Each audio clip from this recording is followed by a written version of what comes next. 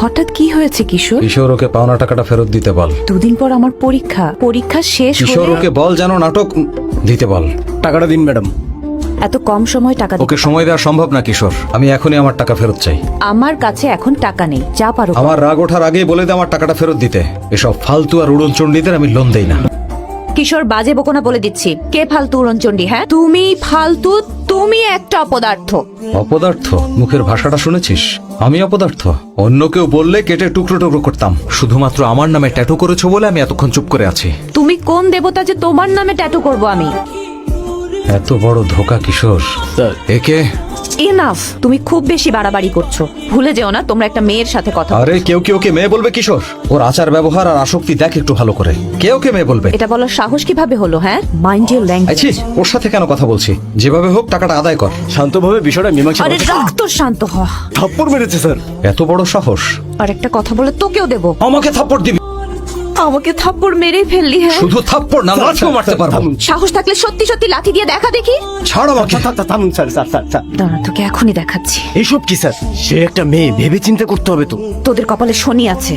Hello বাবা, বাবা, বাবা। আত্মসম্মানের জন্য তোমার কাছে টাকা চাওয়ার বদলে এখানের এক লোকের থেকে টাকা নিয়েছিলাম, ফেরত দিতে পারিনি বলে গায়ে হাত তুলেছে। তুলছিল না, টাকা চাচ্ছিল। গায়ে হাত তুলছিল। ফোনটা ওকে দে। নে কথা বল, এবার তুই শেষ। হ্যালো ফেলো বাদ দিন। আমার টাকা কবে ফেরত দেবেন? মেয়েকে এভাবে দায়িত্বজ্ঞানহীন ভাবে নষ্ট করে বড় করার জন্য আপনি আসলে দায়ী। মেয়েকে একাও ছেড়ে দিয়েছেন। এই কে রে তুই? এই টাকা টাকা টাকা কবে ফেরত দেবেন? ফোনটা আমার মেয়েকে দে। এই নাও। ও না, এই আরে দিন, ধুর চুপ কর।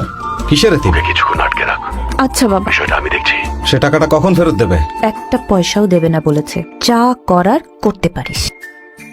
এই কিশোর, তোদের জন্যই এসেছে, বাবা পাঠিয়েছে। আমরা নির্দোষ স্যার। প্লিজ স্যার চলুন, স্যার চলুন, প্লিজ স্যার, প্লিজ স্যার চলুন এখান থেকে। আমরা নয় ফেসে যাবো স্যার। হ্যাঁ কিশোর। স্যার আপনি বাড়িতে নেই, হাঁটছেন নাকি? হ্যাঁ হাঁটতে হাঁটতে এয়ারপোর্ট পৌঁছে গেছে। এয়ারপোর্ট? এয়ারপোর্ট কেন স্যার? কিসের কেন? কলাবতীর বাবার কাছ থেকে ওর টাকা আদায় করতে দেশে যাচ্ছে। এটা একটু বেশি হয়ে যাচ্ছে না স্যার? $10,000 মতো খুচরো টাকা উদ্ধার করতে কেউ দেশে যায়? এতই বড় লোক হয়ে গেছিস যে এটাকে টাকাই মনে হচ্ছে না। মনে আছে আমেরিকা আসার আগে ঘাড়ে একটা টু ছাড়া আর কিছুই ছিল না, আর এখন বলছিস $10,000 কিছুই না। তুই অফিস সামলা, আমি 4 দিনের মধ্যে ফিরে আসছি। আচ্ছা স্যার।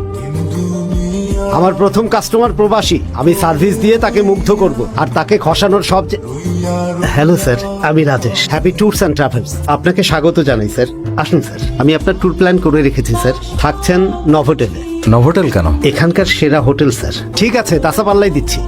মেঘালয়ে যাওয়াই ভালো স্যার, লাভজনকও হবে। কেবল আমার বাসাই এর চেয়ে সস্তা হবে স্যার। ওখানেই চলুন। দেখতে তো প্রায় স্টার হোটেলের মতোই। স্টার হোটেলেও তো এত সুবিধা দেবে না। রাজেশ ভাই, আপনিও চাইলে কিছু বাড়িয়ে নিতে পারেন। আপনার ব্যবসাও হলো, আর আমিও একটা ঘরোয়া পরিবেশ পেয়ে গেলাম। বল রে, বন্ধ করে সব, লোকটার ঝামেলা আছে। কোথায় রাজেশ তুমি? ভাই, হ্যাঁ, আর লন্ড্রি কে করবে? এসবও কি এই প্যাকেজের মধ্যে? ছি ছি, আপনাকে করতে বলিনি স্যার, বলছি এসবের ব্যবস্থা কি? ব্যবস্থা করছি। ওকে।